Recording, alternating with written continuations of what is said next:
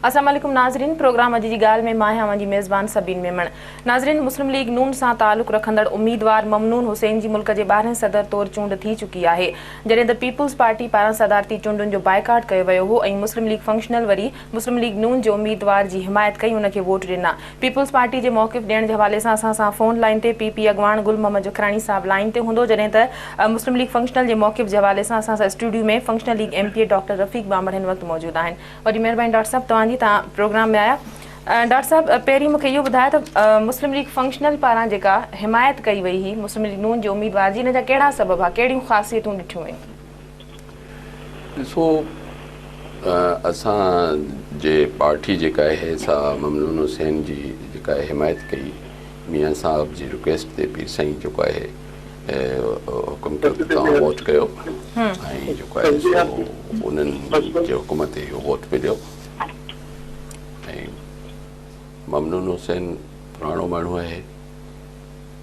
बहरहाल मियां साहब जी रिक्वेस्ट ते इहो सॼो सिलसिलो थियो जेको पीर साईं उन्हनि खे वोट करायो। छा इन हिमायत जो सभिनी पार्टी मेंबरनि पारां इन हिमायत जी जेको आहे सो ताईद कई वई, इन हिमायत ते राज़ी आहे या पाण पार्टी जे सरबराह तौर इहो फ़ैसिलो कयो वियो? ॾिसो न, फ़ैसिला जेके बि पार्टी जे अंदरि थींदा आहिनि उहे पंहिंजो इहो जेको जनरल सेक्रेटरी साहिबु आहे, असांजो इम्तियाज़ साहिबु आहे, पीर साईं आहे, ॿी कमेटी आहे, उन जे हिसाब सां उहे फ़ैसिला थींदा आहिनि। साईं सदरुद्दीन शाह जेको असांजो सूबाई सदर आहिनि, उन्हनि जे हिसाब सां इहे फ़ैसिला थींदा आहिनि। अच्छा, मुल्क जी जेका वॾी पार्टी आहे पीपल्स पार्टी पारां इन्हनि चूंडुनि जो बाइकआउट कयो वियो, इनखे तव्हां कीअं था ॾिसो बाइकआउट खे? ऐं जमहूरी हिसाब सां इहो बाइकाट न थियणु खपंदो हो। बाइकाट जो को अहिड़ो ख़ासि जवाज़ बि न हुयो। सम्झ में नथो अचे त हुननि ईअं छो कयो आहे। हेॾी सारी जमहूरियत में यकीन रखंदड़ हेॾी सारी वॾी पार्टी आहे, हुनखे जेको आहे सो उहो पाण ई चवंदा आहिनि त असीं जमहूरियत में यकीन था रखूं। ऐं ख़बर न आहे छो इमरान ख़ान हिकिड़ी नंढी पार्टीअ वारो आहे, नओं उभिरियो आहे, उन बि जेको आहे सो जमहूरियत खे तक़वियत ॾियण जे लाइ जेको आहे सो कॉन्टेस्ट कई इलेक्शन। हिननि खे बि कॉन्टेस्ट करणु खपंदी। को साम्हूं को अहिड़ो ख़ासि जवाज़ हुयो कोन जंहिंजे करे हिननि जेको आहे सो इलेक्शन मां हथ कढिया। पीपल्स पार्टी जो मौक़िफ़ मालूम करण जे लाइ असां सां पीपी अॻवान गुल मोहम्मद जखरानी साहब लाइन ते मौजूदु आहिनि, उन्हनि सां बि ॻाल्हाईंदासीं, हिन प्रोग्राम खे अॻिते वधाईंदासीं। गुल मोहम्मद साहब, अस्सलाम वालेकुम। जी वालेकुम सलाम। तव्हां इहो ॿुधायो त पीपल्स पार्टी पारां सदारती चूंडुनि जो बाइकाट छो कयो वियो? बाइकाट जो त सबब करे मुल्क में क़ौम खे ख़बर पइजी वई आहे त असल में उनमें जेको शेड्यूल हो उहो सॼो चेंज कयो वियो। हालांकि सदारती इलेक्शन का मामूली इलेक्शन कोन्हे, कंहिं यूनियन काउंसिल जी इलेक्शन कोन्हे, हिकु मुल्की सतह ते इम्पोर्टेंट इलेक्शन हुई ऐं जो शेड्यूल सॼो इलेक्शन कमीशन जेके 20 अमेंडमेंट आणे असां इलेक्शन खे ख़ुदि कमीशन खे आज़ाद ख़ुदि मुख्तियार बनायो ऐं इन में कंहिंखे मुदाख़लत करण जो हक़ कोन्हे। लेकिन हिन मुस्लिम लीग नून इलेक्शन कमीशन ऐं सुप्रीम कोर्ट गॾिजी सॼो शेड्यूल चेंज कयो ऐं उन में जेको इलेक्शन में जेके बि स्टेट होल्डर्स हुआ उनखे मौक़ो ई न ॾिनो वियो ताकि हू पंहिंजे जेके इलेक्टोरल कॉलेज आहे उनमें उन्हनि सां वञी मिलनि या उन सां मुलाक़ात कनि या उनखे पंहिंजे मौक़िफ़ खां आगाह कनि, जेको हिकिड़ो असांजो बुनियादी हक़ हुयो। जॾहिं असांखे बुनियादी हक़ खां महरूम कयो वियो, अजलत में उनजी तारीख़ जेका असां चेंज करे 6 जे बजाए 3 तारीख़ मुक़ररु अॻुवाट करण जी कई वई, तंहिंजे करे असांखे मजबूरन बाइकाट खां सवाइ ॿियो को रस्तो कोन हो, छाकाणि त ॿियो को ऑप्शन कोन हो। असां कंहिंखे वञी इन जे लाइ चऊं आहे, तंहिं करे असां हुन सां बाइकाट कयो आहे। लेकिन बाइकाट बि मां ॾाढो मोज़रत सां मुंहिंजे साईं डॉक्टर साहिब जो हुजे पियो, उहो बि हिकिड़ो जमहूरी असांजो हक़ आहे, गैर जमहूरी अमल न आहे। बाइकाट करण बि जमहूरी असांजो हिसो आहे, उन जे करे असां हुन बाइकाट कयो आहे। अच्छा जखरानी साहब, तव्हांजे पार्टी सरबराह पारां पंहिंजे तौर ते बाइकाट जो फ़ैसिलो कयो वियो या पार्टी मेंबरनि सां को सलाह मशवरो बि कयो वियो इन हवाले सां? न, असांजी पार्टी हिकिड़ी जमहूरी पार्टी आहे, उनमें मुख़्तलिफ़ इदारा मौजूदु आहिनि, उन सभिनी में इहे शयूं ज़ाहिर बहस आहियूं, उन खां पोइ इहो फ़ैसिलो थियो आहे। जॾहिं त तव्हांजे पार्टी मेंबरनि पारां अहिड़ा बयान अख़बार में रिपोर्ट थिया आहिनि त उन्हनि सां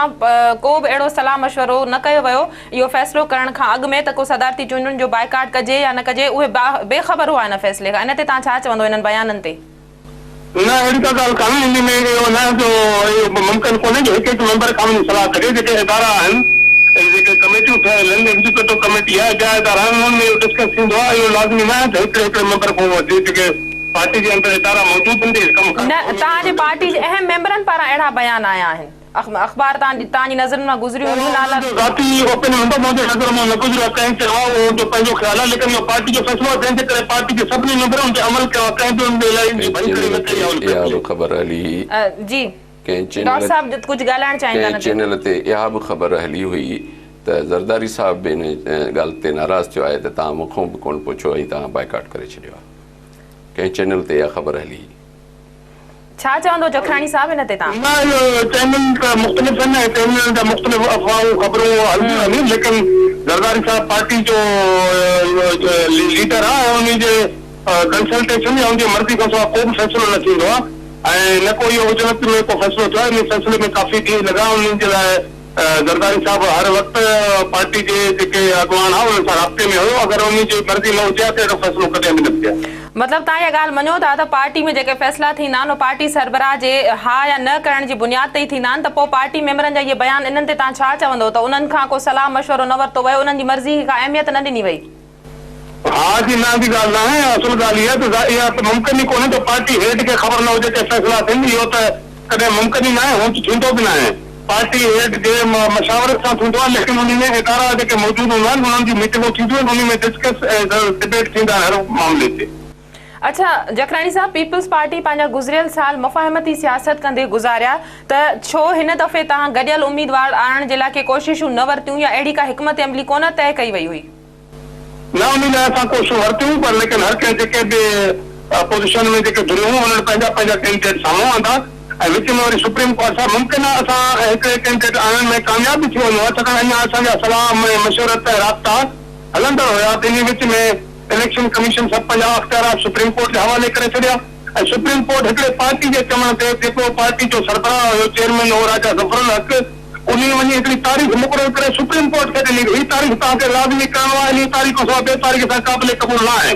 ऐं उन तारीख़ ते सुप्रीम बदकिस्मती थी आहे असांजी अलमियो इहो आहे जो सुप्रीम कोर्ट बजाए उनजे जो कैंडिडेट उन जी साॻी तारीख़ 14 तारीख़ ते नॉमिनेशन पेपर भरिजी चुका कैंडिडेटनि पंहिंजा फॉर्म भराया ऐं जेके बि स्टेक होल्डर कैंडिडेट उनखे सुप्रीम कोर्ट जो फर्ज़ हो लेकिन उनजी दरख़्वास्त क़बूल बि कयो हो त हुननि खे बि घुरायो हूंदो आहे उनजी पोज़ीशन बि ॿुधी आहे या उनजी ॻाल्हि ॿुधी वञे हा उनजे बजाए चंद कलाकनि में हुन फ़ैसिलो ॾेई छॾियो जेको नून लीग हुनखे चयो जेका डिटेंशन नून लीग जे तरफ़ां हुनखे ऑफिस सुप्रीम कोर्ट जे ऑफिस में मिलियो उन ते अमल बरामद कयो त पोइ असांखे वधीक मशावरत करण जो मौक़ो बि न मिलियो न त अदरवाइज़ नून लीग खे इहो ख़तरो हो त असां हिकिड़ो यूनानी मसइले अपोज़िशन वारा गॾिजी पोइ हिकिड़ो कैंडिडेट आणींदासीं तंहिंखां पोइ हुनजो सदर अचणु ॾाढो मुश्किल हुयो उन करे हुन सुप्रीम कोर्ट खां इहो फ़ाइदो वरितो ऐं हुनजो शेल्टर वठी इहो फ़ैसिलो आंदो वियो ऐं उन करे इहा सम्झो त हिकिड़ी रिकिंग हुई जेका हुननि कई आहे जखराणी साहिब तव्हां सां लाइन ते रहिजो वरी तव्हां सां ॻाल्हि ॿोल कंदासीं डॉक्टर साहिब तव्हां छा चवंदो जेको जखराणी साहिब इहो चए थो त इहो हिकिड़ो तय थियल जेको हुयो सो शेड्यूल हुयो त सुप्रीम इलेक्शन कमीशन पंहिंजा अख़्तियार ॾेई छॾिया सुप्रीम कोर्ट हिकिड़े धुर जे चवण ते जेको आहे सो सदारती चूंडनि जी डेट खे अॻिते पोइ न कयो ॾिसो सुप्रीम कोर्ट सुप्रीम इदारो आहे उते हिकिड़ो माण्हू राजा ज़फ़रुल हक़ शायदि वियो उन जेको आहे सो चयो त भई असांजो जेको आहे सो आख़िरी ॾहाको शुरू थिए थो रमज़ान जो उन में खोड़ सारा मेंबर्स जेके आहिनि से वञनि था पिया उमिरि ते ऐं के ॾहाके में विहनि था या को सिलसिलो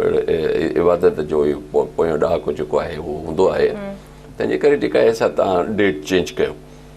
उहा डेट चेंज कई हाणे सुप्रीम कोर्ट सुप्रीम इदारो आहे उन्हनि करे छॾी उन खां पोइ बि काफ़ी टाइम हो जेकॾहिं जीअं साईं चवे थो जगराणी साहिबु त पंहिंजो इहो असीं हिकिड़ो ई सदर आणियो आहे पोइ बि टाइम हो हिकिड़े जेकॾहिं इहो हिकिड़ो सदर जो कैंडिडेट आणनि हा त इहो थी पियो सघे ख़बर न आहे छो हिननि जेको आहे सो भला जे फ़ैसिलो इमरान ख़ान हिकिड़े सही माण्हूअ खे आंदो हुयो हिकिड़ो उमेदवारु आंदो हो उनखे ई वोट करे छॾिना वोट त कंदा न हिकिड़ो जमहूरी हक़ हो त यूज़ त कंदा न हेतिरनि सारनि माण्हुनि जी नुमाइंदा पार्टी आहे पीपल्स पार्टी उहो घटि में घटि कंहिंखे त वोट कंदा न अच्छा डॉक्टर साहब हिकिड़ो सवाल मां तव्हां खां पुछणु चाहींदमि त कंहिं बि पार्टीअ पारां मज़हबी ॾींहंनि जे हवाले सां या मज़हबी ॾींहंनि खे बुनियादु बणाए ईदूं आहिनि बरातूं आहिनि या क्रिसमस आहे या होली आहे ॾियारी आहे इन्हनि शयुनि खे वठी करे ऐं पोइ जेको आहे चूंडनि जी तारीख़ुनि खे अॻिते पोइते करण खे तव्हां कीअं था ॾिसो पोइ ईअं त सभई जेके आहिनि से मुख़्तलिफ़ जेके मेंबर्स आहिनि जेके ॿियनि मज़हबनि सां तालुक़ु रखनि था हर जेको आहे सो पंहिंजे ॾींहंनि जे हवाले सां उते डेटुनि जे हवाले सां ॻाल्हाए सघे थो त हिन ॾींहं ते न रखो हिन ॾींहं खे चेंज कयो वञे ॾिसो इहो त सुप्रीम कोर्ट बहितर ॿुधाए सघे थी, पर हीउ हिकिड़ो रमज़ान शरीफ़ जो ॾाढो मुक़दस महीनो हूंदो आहे, उन जे एतिराम जे हिसाब सां हिननि इहो कयो आहे। बाक़ी वधीक त सुप्रीम कोर्ट ई ॿुधाए सघे थी त इहो जेको आहे सो हुननि छो कयो आहे। हिकिड़ी ॻाल्हि इहा ज़रूरी आहे त ॿुधणु खपंदो हो मौक़ुफ़, जेको न ॿुधो हुयो ॿुधणु खपंदो हो, पर जेकॾहिं हिकिड़ी डेट मुक़ररु थी वई ऐं सुप्रीम इदारो आहे ऐं उन्हनि कनि था त हिनखे इलेक्शन उन में जेको आहे सो हिसो वठणु खपंदो हो। बाइकाट कंहिं बि तरीक़े सां सही न हुयो। तव्हां सम्झो था जेकॾहिं पीपल्स पार्टी संजीदा कोशिशूं वठे हा गॾियल उम्मीदवार जे हवाले सां या ॿियनि पार्टियुनि सां राब्ता करे हा त थोरे वक़्त में तयारी करे पिए सघिया? ॾिसो न, तयारी हीअ नंबर्स जी तव्हांखे ख़बर आहे गेम आहे, ऐं हर कंहिंखे ख़बर आहे त कंहिं वटि केतिरा माण्हू आहिनि, ऐं अॼु पाण में गॾिजी वेही ॻाल्हाइण में को टाइम त कोन थो लॻे। सही, हे को जनरल इलेक्शन त कोन्हे जो डोर टू डोर वञिणो आहे, जेको आहे हेॾो सारो इलाइक़ो हूंदो आहे कवर करिणो आहे। हे हर माण्हूअ खे पंहिंजा हर सभिनि खे ख़बर आहे त भई कंहिं वटि केतिरा मेंबर्स आहिनि, केतिरा वोट आहिनि, ऐं वेही पाण में ॻाल्हाए सघिजे पियो, अहिड़ो को मसइलो कोन हो। जखराणी साहब, पीपल्स पार्टी 1985 में थींदड़ गैर जमाती इलेक्शन जो पिणु बाइकाट कयो हो, पोइ उन बाइकाट खे ग़लती मञियो हो। किथे ईअं त कोन्हे जो वरी तव्हां जी पार्टी पारां ॿीहर जेको आहे सो सदारती चूंडनि जो बाइकाट कयो वियो आहे, हिकु दफ़ो ॿीहर जेको आहे सो रिपीटेशन थी आहे, त अॻियां हली तव्हां हिनखे छा चवंदो, पंहिंजी ग़लती चवंदो या हिन ते को पछतावो थींदो, या इहो तव्हांखे सही अमल हिनखे कीअं साबित कंदो? न, असांखे इन ॻाल्हि ते इंशाअल्लाह कंहिं क़िस्म जो पछतावो कोन थींदो। छो जनरल इलेक्शन हिकिड़ी ॿी ॻाल्हि आहे जंहिंमें हिकिड़ा अहिड़े क़िस्म जा बाइकाट जे करे हिकिड़ा अहिड़े क़िस्म जा सोकॉल्ड माण्हू ज़ियावलत पैदा करे आंदा अचनि, जेको न हो सघनि, हिकिड़ो मैदान साफ़ थी मिलियो हुनखे, उहे माण्हू उते निकिरी आया, यकीन उन्हनि जो नुक़सान थियो। पर हे को जनरल इलेक्शन कोन्हे, हे प्रेसिडेंशियल इलेक्शन हो,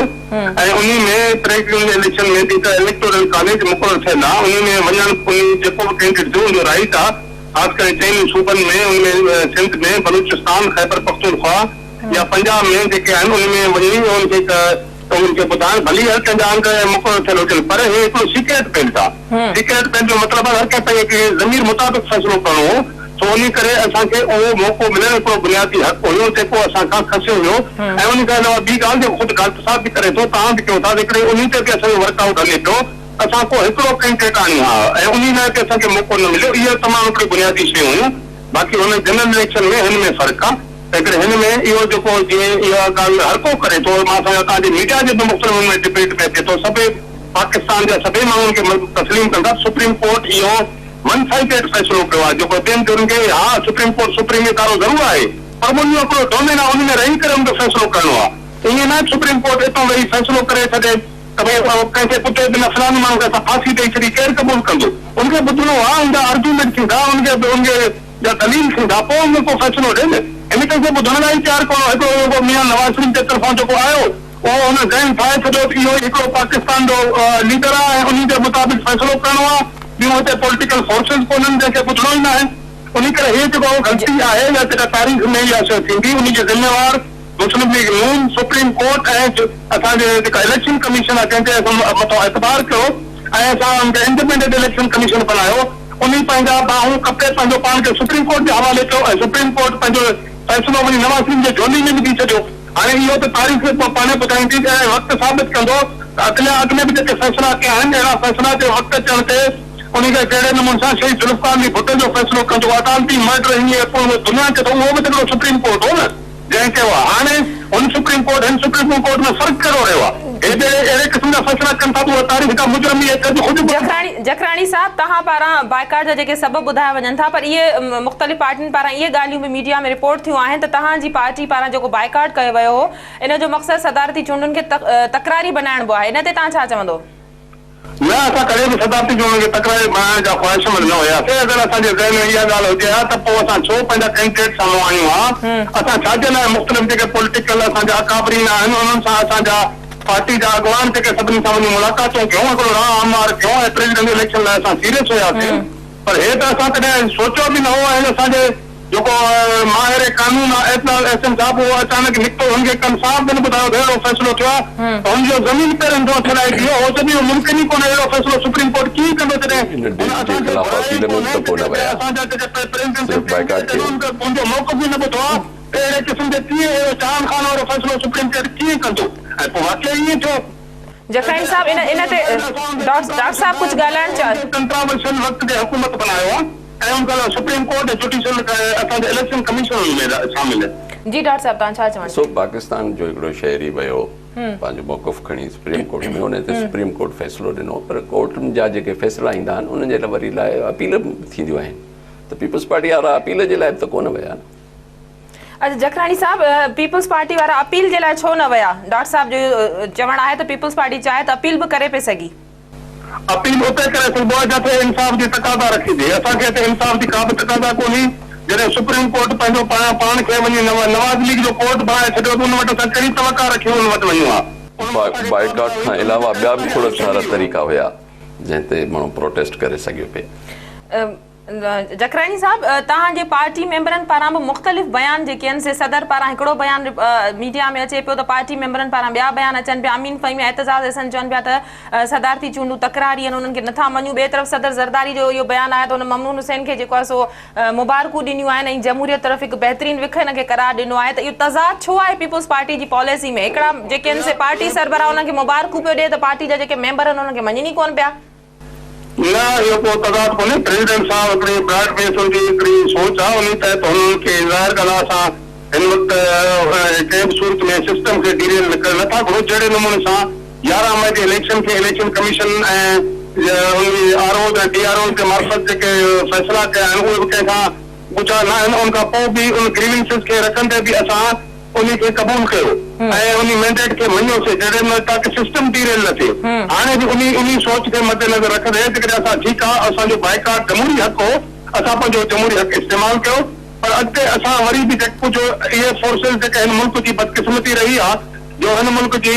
जेका उमिरि आहे उनमें तक़रीबन 40 साल हिते आमिर ऐं डिक्टेटरनि जो दौर रहियो आहे। असां वरी उन्हनि लाइ को रस्तो उनखे हमवार करणु नथा चाहियूं। उन करे प्रेसिडेंट साहब हिकिड़ी जेका सोच आहे उन जखरानी साहब तव्हां बि मञो न जॾहिं तव्हांजो सदर मञे थो जॾहिं तव्हां चओ था त असां को तकरार नथा चाहियूं या जमहूरियत खे को लोॾो नथा ॾियणु चाहियूं त तव्हां बि मञो जीअं तव्हांजो सदर मुबारक ॾिए थो मञे थो त जमहूरियत तरफ़ हिकु बहितरीन क़दम खयो वियो आहे त तव्हां मञो न तव्हांजा पार्टी मेंबर एॾी वावेला छो पिया कनि? न वावेला त असां उहा कयूं था जेका ज़्यादती वावेला त असांजो बुनियादी हक़ आहे न। जेकॾहिं सुप्रीम कोर्ट को ग़लति फ़ैसिलो कंदो ग़लति खे ग़लति चइबो न उहो असां नथा चऊं पूरो 18 करोड़ आवाम थो चए। सुप्रीम कोर्ट पंहिंजो पाण खे मुतनाज़ा बनाए छॾियो आहे। सुप्रीम कोर्ट जेको नून लीग कोर्ट बणिजी वियो आहे उन करे उहा हिकिड़ो जुदा पैसा बाक़ी जेको आहे सदर साहब पंहिंजे वधीक वसी सोच रखी हुनखे मुबारकबाद ॾिनी आहे त इन में को हर्ज कोन्हे। छाकाणि असां को हींअर बि को मार्शल जे लाइ हक़ में न आहियूं। जहिड़ी तहिड़ी अंधी मंडी जेका जमहूरियत आहे असां हुनखे हलाइण था घुरूं पर जेके ज़्यादती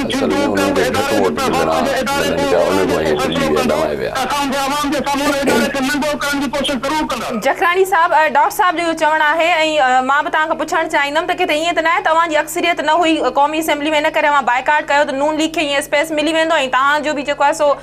जेका आहे पत रहिजी वेंदी? न अक्सरियत अॼु जी ॻाल्हि आहे। हार जीत जो हूंदो आहे इलेक्शन में असांखे उन ॻाल्हि जी हूंदी आहे लेकिन इन जो जेको सॼो ख़ौफ़ हुयो उहो इन करे जो हिकु त जेको असांजो कैंडिडेट हो मियां रज़ा रब्बानी उहो मुतनाज़ा शख़्सियत न हो ऐं उनजो 18th अमेंडमेंट में 19th में 20th में जेके सूबनि खे ख़ुदि मुख़्तारी जे हवाले सां या जेके आइन खे असुल सूरत में आणण में जेका असांजी पार्लियामेंट कमेटी हुनमें चेयरमैन जे हैसियत में हुनजो जेको रोल रहियो हो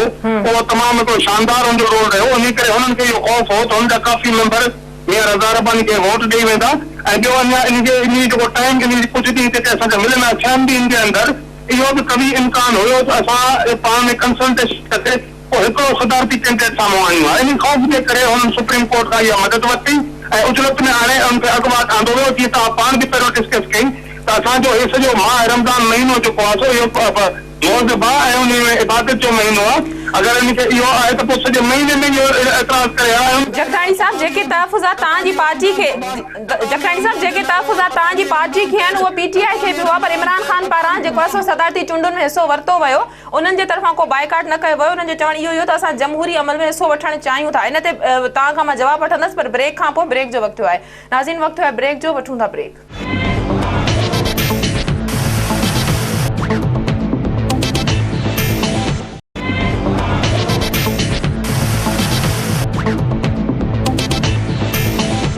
वेलकम बैक नाज़रीन। जखरानी साहब ब्रेक ते वञण खां पहिरीं मूं तव्हांखां सवाल कयो त तव्हांजी पार्टी पारां जेके मौक़िफ़ या जेके सबब ॿुधाया पिया वञनि त पीटीआई आहे जेका इमरान ख़ान जी पार्टी उन्हनि खे बि तहफ़ुज़ात हुआ सदारती चूंडुनि जे हवाले सां पर उन्हनि त बाइकाट न कयो।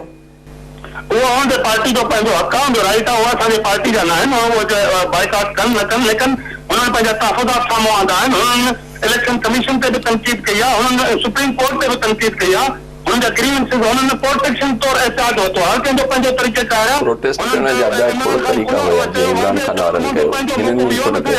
इलेक्शन ते कॉन्टेस्ट अॼु जो बहानो बनायो, 27 तारीख़ हिकिड़ो इबादत जे लाइ ॾींहुं आहे त कल्ह जेको हुन इलेक्शन कराए अॼु जश्न था मल्हाइनि, अॼु मौला अली हज़रत अली अला करमला वजह जो शहादत जो ॾींहुं आहे, हुनखे शर्म करणु खपे जो अॼु जश्न था मल्हाइनि, अॼु असांजो तमामु ख़ासि हिकिड़ो ॾींहुं आहे त पोइ अॼु बि न थियणु खपे, कल्ह बि न थियणु खपे, पोइ त इहे सॼा इबादत जा ॾींहं जेके हुजनि उनमें का न इलेक्शन थिए, न का प्रोसेशन थिए, न हाई कोर्ट हलनि, न सुप्रीम। जखरानी साहब, डॉक्टर साहब कुछ चवण तो चाहे? जखरानी साहब, डॉक्टर साहब मूंसां गॾु वेठा, डॉक्टर साहब जी। डॉक्टर साहब ॾिसो, जमहूरी तरीक़े सां इमरान खान वारनि तहरीक वारनि बि जेको आहे सो इहो प्रोटेस्ट कयो, पर हुननि इलेक्शन कॉन्टेस्ट कई, केतिरा बि हुननि खे वोट मिलिया आहिनि, हुननि हुनखे जेको आहे सो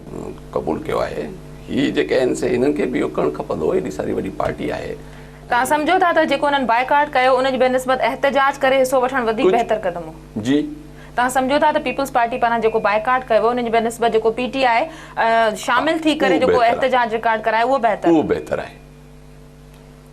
जखरानी साहब, बाइकाट करण सां जे हवाले सां जेको तव्हांजो मौक़िफ़ आयो आहे उन जी ॿियूं पार्टियूं बि ताईद कनि थियूं, या तव्हां ॿियनि पार्टियुनि खां या ताईद वठण में कामयाब थी वेंदो, या न त पोइ तव्हां अकेले हिनखे कीअं जस्टिफाई कंदो हिन सूरत हाल में? ॾिसो, बाइकाट जेको असां कयो आहे उन में अवामी नेशनल पार्टी बि असां सां हुन बाइकाट में शामिल रही आहे, काफ लीग ऐं एएनपी तव्हां सां गॾु आहिनि, काफ लीग बि हुनमें आहे, ऐं बलूचिस्तान नेशनल पार्टी अवामी बि हुनमें शामिल रहिया आहिनि, ऐं हुन खां अलावा जेके न आहिनि, मिसाल तौर ते तहरीक इंसाफ़ हुनमें न आहे, हुन पार्टिसिपेशन कई आहे, लेकिन उसूली तरह हुन असांजे मौक़िफ़ खे मञियो आहे। पर हुननि पार्टिसिपेशन बि त कई आहे न, हुननि हिसो बि त मौक़िफ़ खे हुननि मञियो आहे, त उहो भली पार्टिसिपेशन करे, पर हुन एज़ ए प्रिंसिपल असांजे मौक़िफ़ खे मञियो आहे, ऐं हुन इहो चयो आहे त मां एहतजाज तौरु इलेक्शन में वञा थो, ऐं हींअर बि उहो इन ॻाल्हि ते क़ाइल आहे। अॼु बि इमरान खान जो बयानु आहे त हे जेको बहितर एहतजाज कहिड़ो थियो, अॼु बि इमरान खान जो इहो मौक़िफ़ आहे, पीपल्स पार्टी जो या तहरीक इंसाफ़ जो।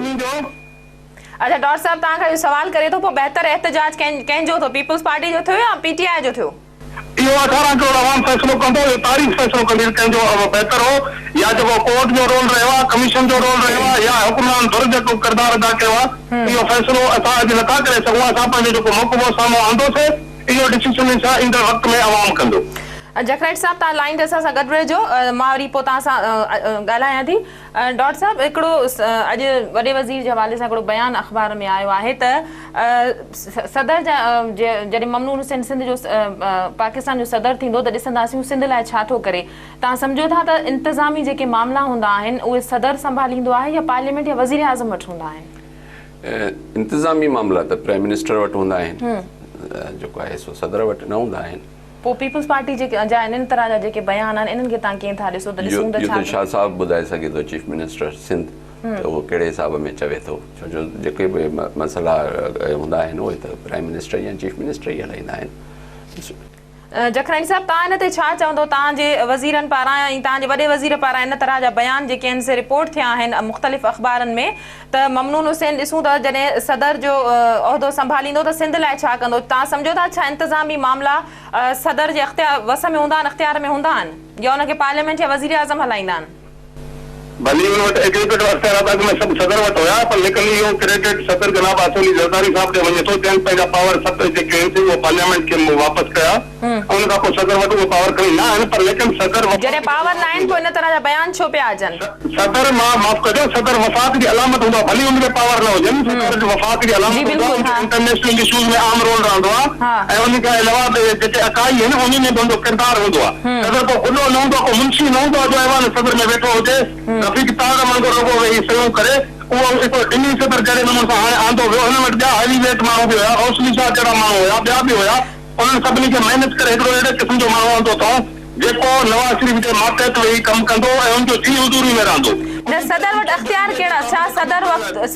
सदर साहब वटि मुल्की मामला हलाइण जा अख़्तियार केतिरा हूंदा आहिनि? वज़ीर आज़म वटि या पार्लियामेंट जे मेंबरनि वटि घणा हूंदा आहिनि? भली हुन वटि अख़्तियारात हूंदा आहिनि, लेकिन सदर मां तव्हांखे अर्ज़ु कयो, सदर वफ़ाक़ जी अलामत हूंदो आहे, हुनजो को किरदारु लाज़मी आहे, भली हुनजो को एग्जीक्यूटिव अख़्तियारात प्राइम मिनिस्टर वटि आहिनि, पर हुनखे अगरि दिल्ली हिकिड़ो मुंशी करे सदर में विहारजनि उहो मुल्क जी तौहीन हूंदो आहे। तव्हां सम्झो था त जेको सदर जी वे हिकिड़ी वॾी पर्सनैलिटी हुजे मुल्क जे अंदरि ऐं इनखे सम्झे त मुंशी आहे उनजी का हैसियत कोन्हे पोइ तार जहिड़ो हूंदो जहिड़ो हाणे इनखे आंदो अथऊं।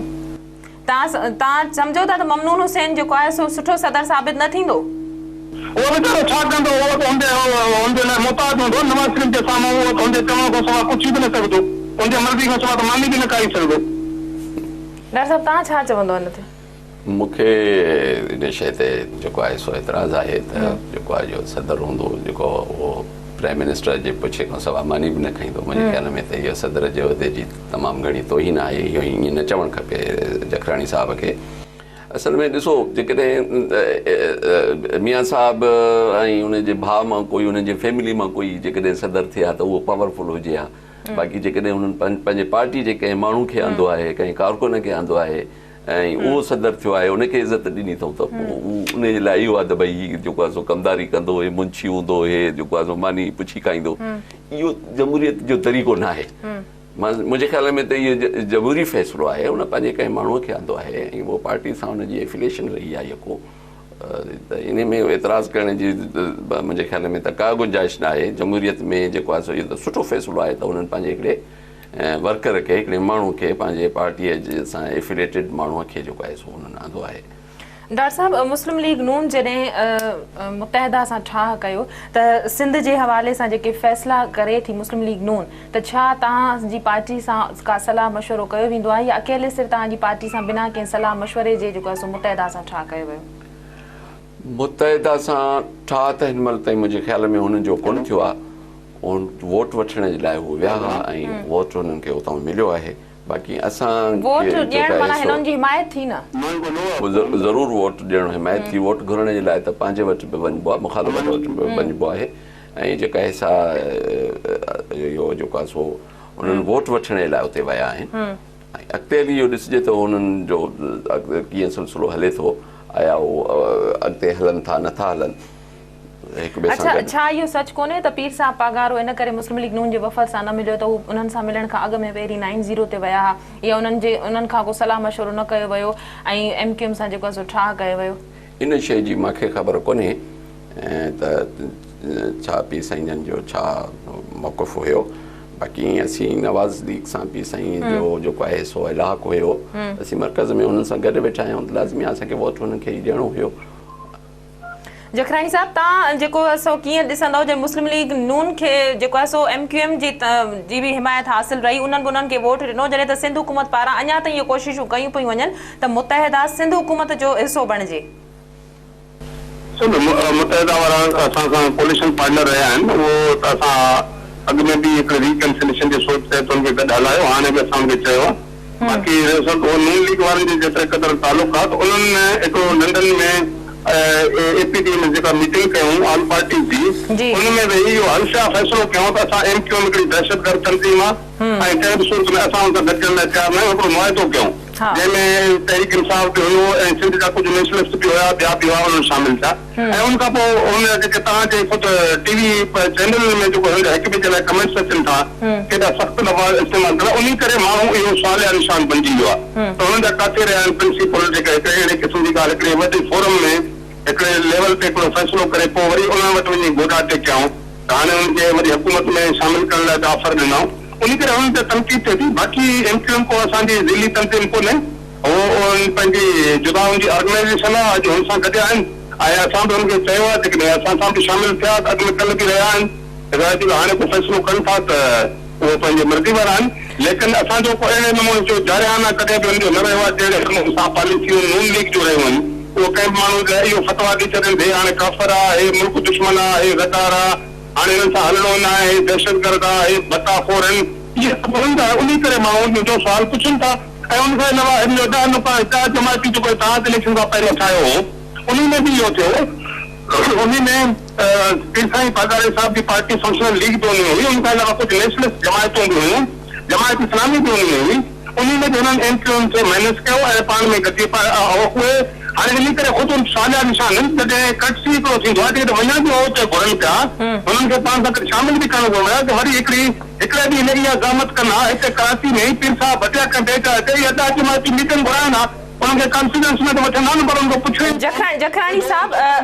जो तवाफ़ करे आया। जखरानी साहब ऐं मुतहदा जो जेको आहे सो वफ़ाक़ ॾांहुं जेको झुकाव आहे लाड़ो आहे छा हुनजे पोयां बलदियाती चूंडुनि जो मामिलो कोन्हे छो त अॼु जीजल अख़बार में बि इहा ख़बर लॻी आहे त मुतहदा पीपुल्स लोकल गवर्नमेंट एक्ट खे ॿीहर बहाल करण जो मुतालबो करे छॾियो आहे छो त बलदियाती चूंडूं बि सिंध जे लाइ हिन वक़्तु इंतिहाई हसास मामिलो आहे सिंध जी आवाम जे लाइ छो त पोएं दौर में इहा ई पार्टी तव्हां सां गॾु भाईवार हुई मुफ़ाहिमती सियासत तव्हां ॿिन्हिनि पार्टियुनि 5 सालनि ताईं गॾिजी कई उन में तव्हां जेको आहे सो ॿिटो मकानी निज़ाम लागू कयो हो जंहिं ते सिंध जी आवाम सरापा एहतजाज हुई उन खां पोइ हाणे तव्हां सम्झो था त ॿीहर जेको बलदियाती चूंडुनि जो मामिलो आहे मुतहदा सिंध हुकूमत खे छॾे वफ़ाक़ ॾांहुं हिमायत हासिल करण लाइ वई वो तो असां नथा थी सघूं त उहो छाजे लाइ इहो लेकिन सुवाल आहे इहो त जेको निज़ाम जे अंतर्गत ॻाल्हि आहे हितो या टिटो को निज़ाम कोन हो उन में कारपोरेशन खे वधीक अख़्तियारात मिला जंहिंजे मथां एतिराज़ थियो उहो वापसि थी वियो हाणे जेको 79 वारो उहो लागू कयो आहे उन जे लाइ तरमीमनि जे लाइ मुख़्तलिफ़ पार्टियुनि खे चयो वियो आहे जेके पार्लियामेंट जे अंदरि मौजूदु न आहिनि जेके पार्लियामेंट जे अंदरि मौजूदु आहिनि उहे तरमीमूं खणी ईंदा उन में को मुतालबो करण जी कंहिंजी ज़रूरत कोन्हे जेके तरमीमूं उहे एमक्यू बि खणी अची सघे थी ॿियूं जेके पार्टियूं अंदरि वेठा आहिनि उहे बि खणी ईंदा उहे जेका अंदरि असेंबली जे फ्लोर ते अक्सर तरह सां उहे पास थींदा बाक़ी को वरी ॿाहिरि में डिमांड करे उहो अहिड़े क़िस्म जो डिमांड कंहिंजो बि न वॾी महिरबानी अवां जी डॉक्टर साहब तव्हां इनखे कीअं था ॾिसो हिन वक़्तु जेको बलदियाती चूंडुनि जो मामिलो आहे सिंध जे लाइ इंतिहाई हसास मामिलो आहे जॾहिं त वरी तव्हां बि गॾियल 10 जमाती इतिहाद जा